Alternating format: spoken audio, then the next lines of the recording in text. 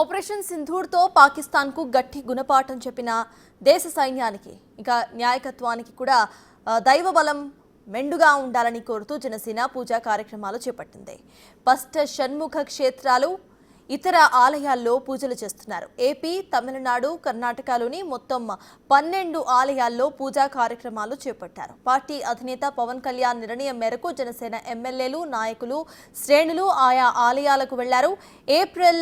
ఏపీలో 2 సుబ్రహ్మణ్య క్షేత్రాలు, విజయవాడ, ఇంద్రకీలాద్రి, పిఠాపురం ఆలయాల్లో పూజలు జరగబోతున్నాయి.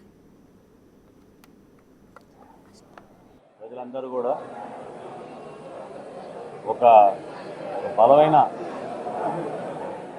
అండగా నిలబడాలని, ప్రతి ఒక్కరూ ఒక బాధ్యతతోటి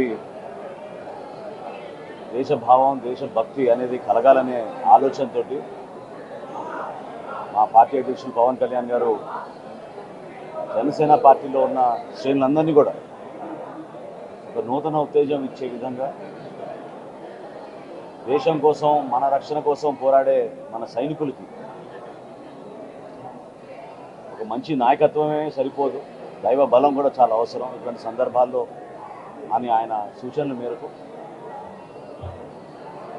ఈ రోజున 12 ఆలయాల్లో కర్ణాటకలోను, తమిళనాడులోను, మన ఆంధ్రప్రదేశ్లో కూడా మీ అందరం కూడా కలిసి మా పార్టీ అధ్యక్షులు పవన్ కళ్యాణ్ గారు చేసిన సూచనల మేరకు ప్రతి ఒక్కరిలో ఆ భావన కలిగే విధంగా ఎప్పుడు కూడా సందర్భాన్ని బట్టి మనం మాట్లాడడం అనేది కాదు, ఏ సందర్భమైనా సరే ముందు మన దేశం, మన కోసం త్యాగాలు చేసిన మన సైనికులు,